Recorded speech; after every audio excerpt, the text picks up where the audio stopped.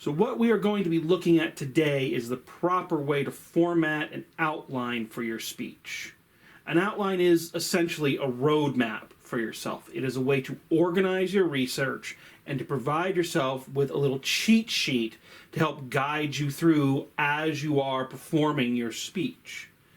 You'll notice sometimes that when people give speeches, they are holding little index cards that they'll refer back to from time to time. Or you may have been in a class where a teacher will use a PowerPoint presentation to help bullet point the important elements of the lesson, and then they'll fill in the gaps with more details as they're going through. I mean, that is what I have been doing with these videos. These are both examples of using an outline in your speech. It is important to understand that the outline is not you writing out everything that you are going to say in your speech word for word. It is not a script. It highlights the important points so you can keep track of where you are. No one expects you to memorize your entire speech. Very few public speakers have their entire speech memorized. They are either looking at notes, or professionals, politicians, and whatnot are usually reading it off a teleprompter.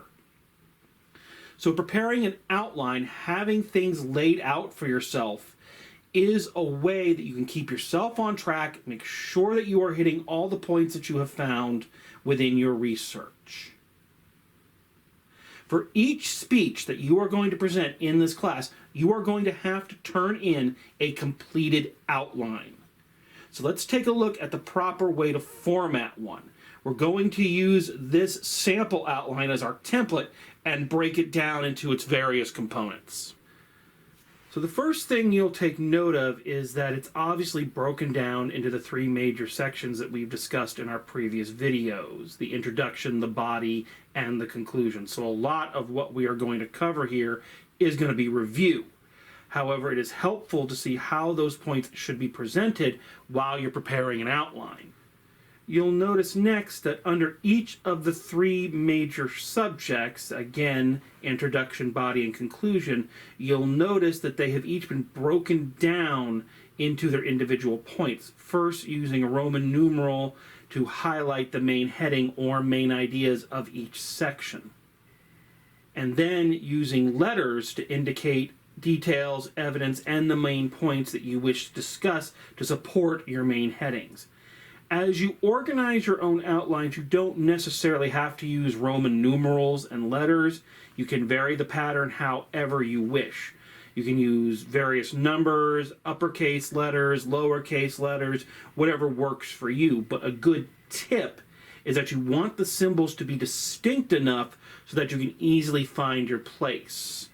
If you are using capitalized letters and then lowercase letters, it's very easy for the eye to get confused as to which letter A or letter B you're currently on. However, if you number it and then letter it, it is much easier to pick up on your place.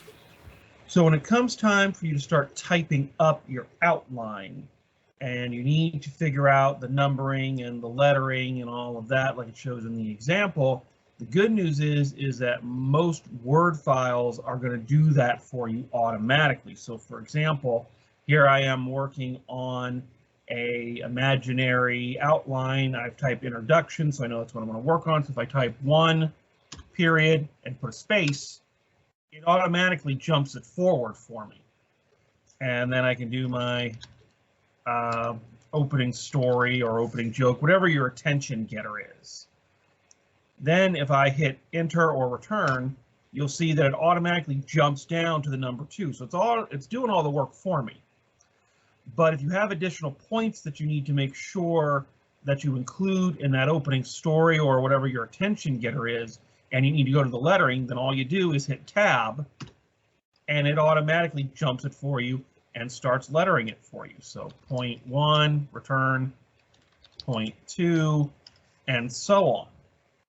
Now, if you need to go back to the numbers, then all you do, so let's go back for a second. So I'm here, I hit return, so it goes to C, but I don't want C. I want to start the next point. I want to talk about my thesis statement. So what you do is in the home area, so you see all the stuff that's there, you'll see these two little indentation symbols, one going forward, one going back. If I hit back, there it is. And then I can do my thesis. And then I can do, you know, my preview statement. So there you go. If you need to start the next section, you just kind of return, enter back, drop down, and you start again. See? And it does all of that for you. So you don't have to worry about lettering and numbering it. The document can take care of it. So let's take a look at just the introduction. So we're going to separate that out and use that as an example to show how the speech as a whole should be organized. So the first thing that you will see right at the top of the outline is what we call the purpose statement.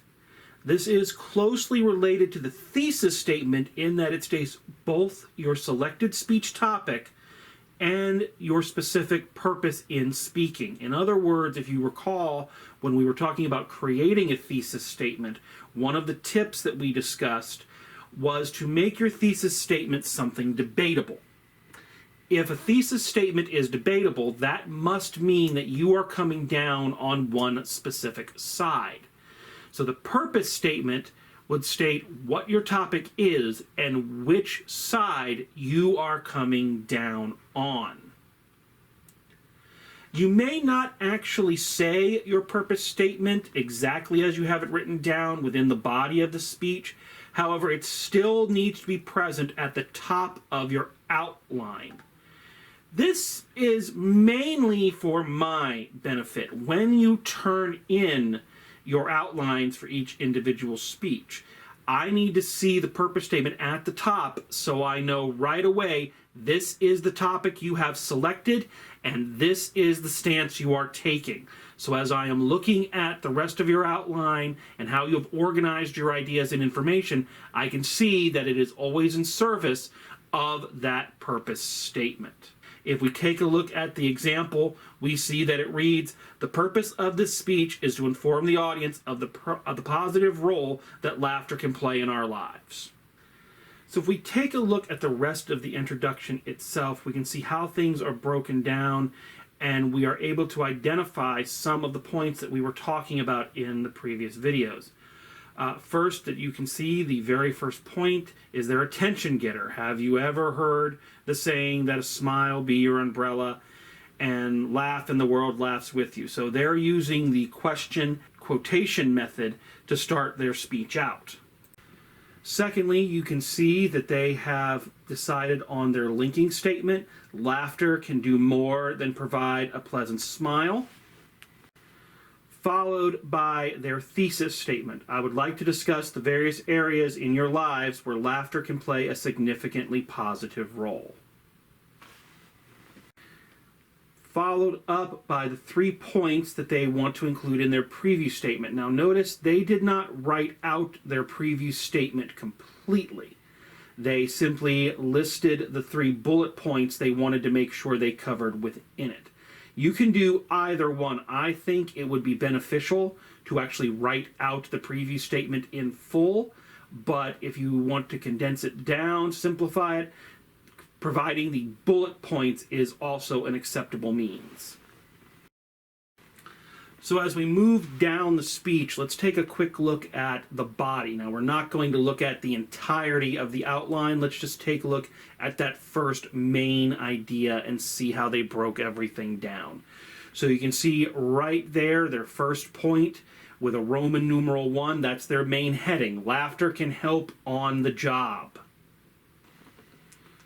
Directly underneath the Roman numeral, they have the numbered supporting material. Laughter can make you a more productive worker, and laughter helps you cut down on absenteeism.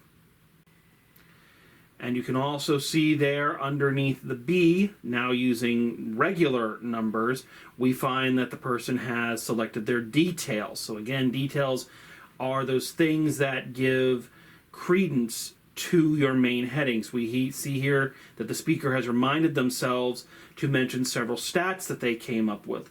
Walker University study gives the 20% fewer days missed statistic, and also workers who laugh wants to come to work detail.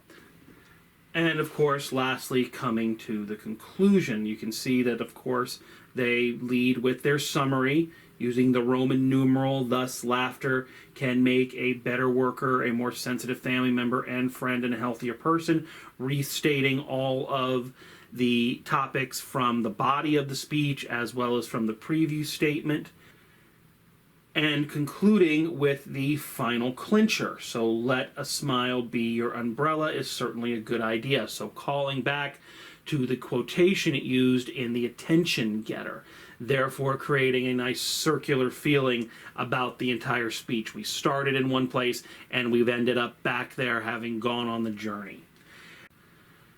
And that is essentially it. Just a few things to point out before we conclude. Number one, please remember that the outline is not meant to be a script. You don't have to type out every single thing that you are going to say in the speech. It is there to help you as a roadmap. It's there to provide the bullet points. I would highly suggest that the main thing you'd want to put down in there are any statistics or the sources that you need to cite so that you're not trying to pull those from memory. Another helpful suggestion is, as you are starting out creating outlines, use one of the templates. Templates like these shown will be provided, and you can also find them for free online. So using one of these is a good way to get into the practice of organizing your outline.